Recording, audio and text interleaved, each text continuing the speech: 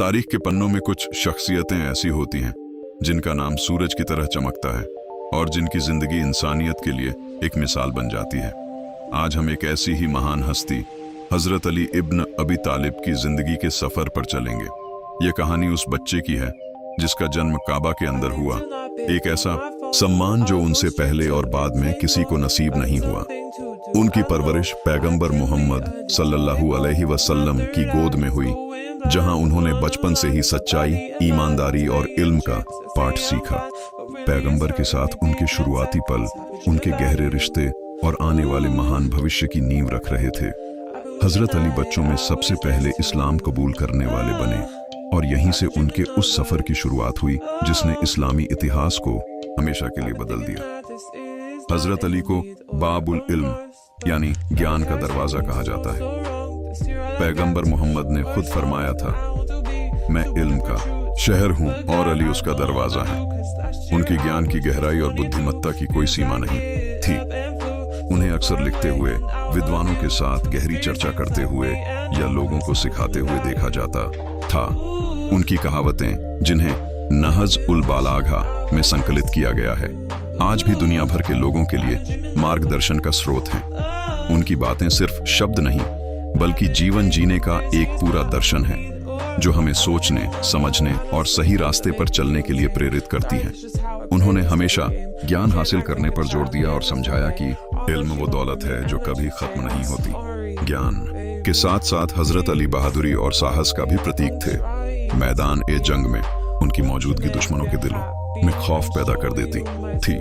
खैबर की लड़ाई का वो मंजर आज भी याद किया जाता है। जब इस्लामी फौज किले को फतह नहीं कर पा रही थी, तब पैगंबर मोहम्मद ने कहा, कल मैं झंडा उसे दूंगा जो अल्लाह और उसके रसूल से मोहब्बत करता है और अल्लाह और उसका रसूल उससे मोहब्बत करते हैं। अगले दिन वो झंडा हजरत अली को दिया गया और उन्होंने अपनी बेमिसाल ताकत और अटूट ईमान के दम पर खैबर का किला फतह कर लिया। उनकी तलवार जुल्फिकार ने हमेशा सच्चाई और इस्लाम की हिफाजत की। उनकी बहादुरी सिर्फ जिस्मानी ताकत नहीं बल्कि उनके अटूट विश्वास और अल्लाह पर भरोसे का नतीजा थी। जब हजरत अली को खलीफा बनाया गया तो उन्होंने न्याय और समानता का एक ऐसा दौर कायम किया जिसकी मिसाल आज भी दी जाती है। उनका नेतृत्व महलों से नहीं बल्कि गलियों और बाजारों से चलता था। वो खुद रात के अंधेरे में गरीबों और यतीमों के घर जाकर उनकी मदद करते थे ताकि किसी को पता न चले। उनके लिए इंसाफ सबसे ऊपर था, चाहे मामला दोस्त का हो या दुश्मन का। उन्होंने सरकारी खजाने को लोगों की अमानत समझा और उसे पूरी ईमानदारी से सिर्फ जरूरतमंदों पर खर्च किया।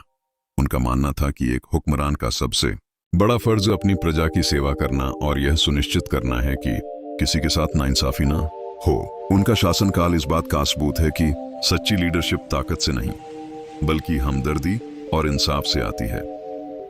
हजरत अली की जिंदगी सच्चाई और इंसाफ के लिए लड़ते हुए गुजरी और उनकी शहादत भी इसी रास्ते पर चलते हुए हुई।